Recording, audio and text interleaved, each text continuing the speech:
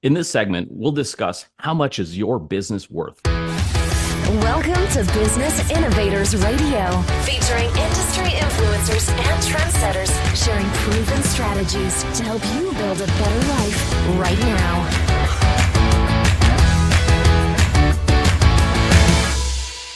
Welcome to the program. I'm Mark Imperial, and this is a special series all about selling your business in Canada.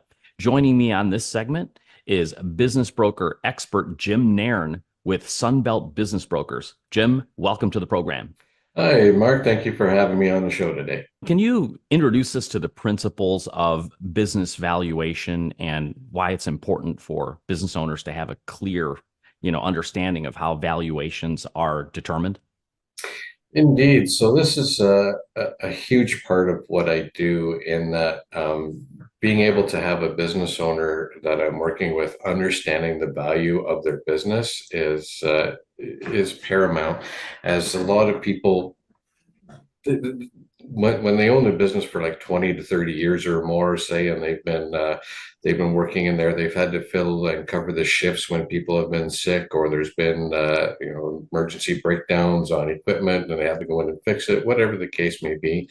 Over the years, they've just built up that extra level of attachment to the business, right? That it's almost becomes like part of the family, one of the children, if you will, and they get that actual literal sentiment in relationship to the business, where they feel that it's worth more because of all of that attachment and the extra time and sweat equity that they put into it, which is totally understandable. Like I would be in the same boat, and but unfortunately, when you're dealing with the general public that's going to be looking in to come and take over the business, they don't have that same level of attachment that historically the business owner has built up.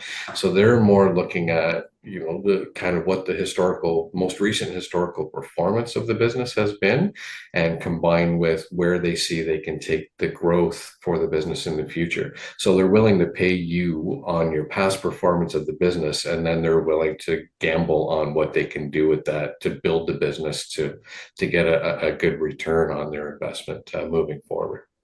Jim, what is the biggest challenge or most frequently asked question that you get from business owners in regards to, the valuation of their business? What do you hear? There's one that they always like to come at.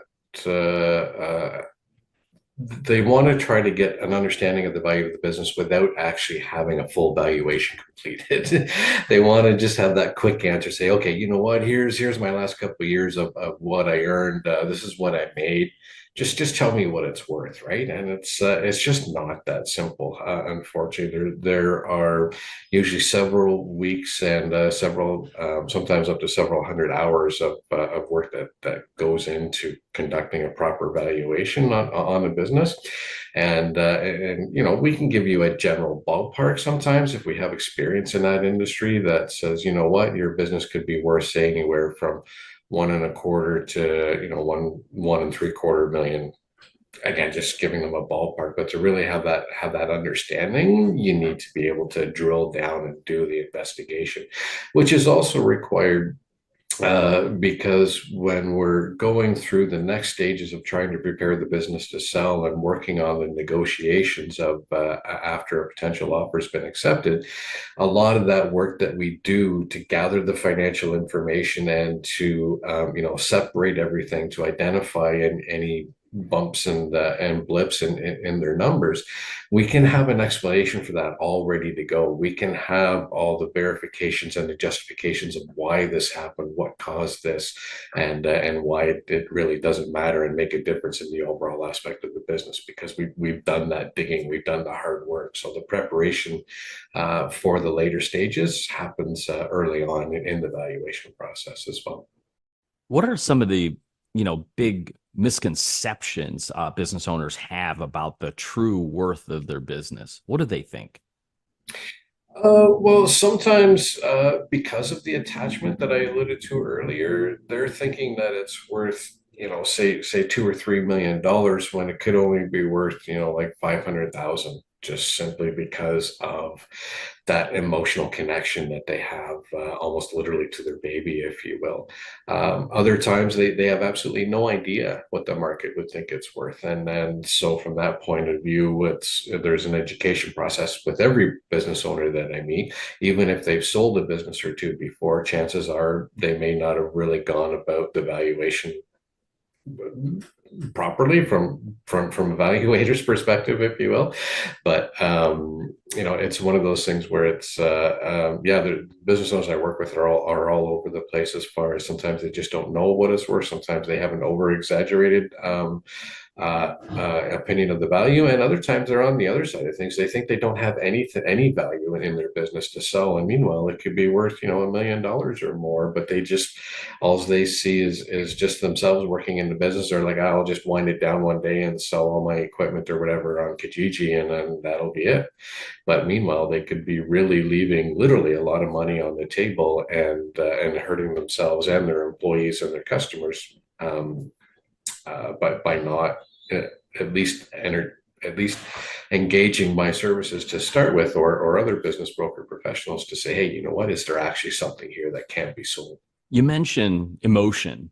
So I'm wondering, do these business owners have any fears attached to getting their business valued? Do they have fear in that and in the process or anything? And how does that affect their, approach to selling? Oh, for sure. So, these business owners have been in charge of their businesses for right from the get-go, right? They're the ones where whatever they say goes. The decisions they make, everybody kind of says yes sir, no sir, yes ma'am, whatever the scenario is, and off they go. So now, with letting someone coming in and looking at the books and looking at their operations, it's like, okay, what are they going to say about some of the things that they might find that I'm doing? Say that they could tell me that what I'm doing isn't the best interest for the business, or it's causing my business harm from a valuation perspective, or the like. It's like, what's somebody going to think when they look at all my books, and then are they going to tell me I've got nothing, or are they going to actually be like, yeah, I can help you. You got a really good business here. It's like that fear of the unknown is definitely there for a lot of them. Is there a big mistake or a pitfall that you commonly see business owners make when it comes time to seeking a valuation for their business? So there's a few of that, for sure. One of the big ones is I would suggest getting a proper opinion of the value of your business for what it is for the reason you're looking to get the valuation done. So there's lots of reasons to get a valuation done for the business. Say you have a partner dispute and you want to buy the other person out. That's a slightly different valuation than when you're actually going to prepare the business to going to market. If you're if you have a divorce, or if you're going to be doing a freeze on the value of the business for future means. There's all different kinds of tax purposes as well. So there's lots of different reasons why you would need to have a valuation done. But if you're actually going to market, getting a business valuated from a person that does it normally for tax purposes, or the like, or for CRA disputes, they're not necessarily going to have the same understanding that I do of what a buyer is going to be looking for, and what they will be looking to do with the business after the fact.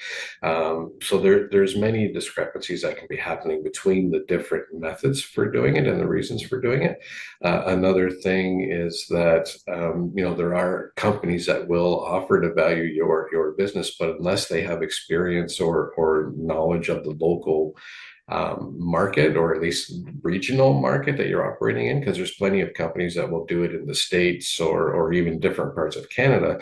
But if they're not necessarily familiar with the area that you're operating in, and the results that they could produce could be totally way off base, and you could be operating from a totally incorrect perspective when if you're using that result to help you go to market. And they could also charge you a pretty penny. I know that some companies can charge you almost up to $50,000 to want to do one. And it's like, you better be serious about making sure that you're getting the proper value for that kind of an investment for sure. Jim, before I ask you my last question, is there anything I didn't think to ask you in regards to business valuation that you feel is important to share with business owners? Well, one thing that definitely comes to mind, Mark, is it's not necessarily from business owners more often than not, but quite often it's from the buyer side of things when they're inquiring on a business that is for sale and there's a price advertised for it. I always hear quite often I hear this, well, what multiple did you use when buying a business? And that's a term that goes around. Everybody hears it. They say it all the time on the news and so forth. And it's not that simple. Like the word multiple, well, what multiple are you referring to? Are you referring to a multiple of 1 year's sales? Are you referring to a multiple of 1 year's EBITDA, earnings before interest, depreciation, taxes, and amortization? Or are you referring to the multiple on seller's discretionary earnings or a different one? And when we're trying to establish a value for a business, it's never as simple as just using one multiple for one straight year. Again, that process I alluded to is really intense and involved, and it can take several, sometimes up to several hundred hours, depending on the nature of the business. That it's never just that simple. When somebody asks me a multiple, I'm like, yeah, your guess is as good as mine because there wasn't one. There wasn't just one single multiple that was used on one specific value. So there's a lot of education that I have to do with buyers as well on that type of thing. I think they just it makes them sound like they're using the lingo of the industry. They're trying to get them into the conversation, and I get that, but it's just not the right way to use it, unfortunately. Jim, for business owners in Canada who would love your help with valuation or any other questions regarding selling their business in Canada, how can they find you, connect with you, and learn more? Certainly, Mark. So I'm on the Sunbelt Canada / Kingston website. I'm on LinkedIn as well. You can also find me through the International Business Brokers and Mergers and Acquisitions Source websites, as well as the International Business Brokers of Canada. Just put my name into Google, and I should be able to come up in lots of different places. Jim, this has been terrific. I really appreciate you taking the time to share with my audience today, and I wish you continued success for you and for all of your clients. Thank you very much, Mark. I appreciate that. I hope you and everyone else has an amazing rest of the day. That was Jim Nairn, expert business broker with Sunbelt Business Brokers in Canada. I'm Mark Imperial. Thanks for joining me, and have a great rest of the day.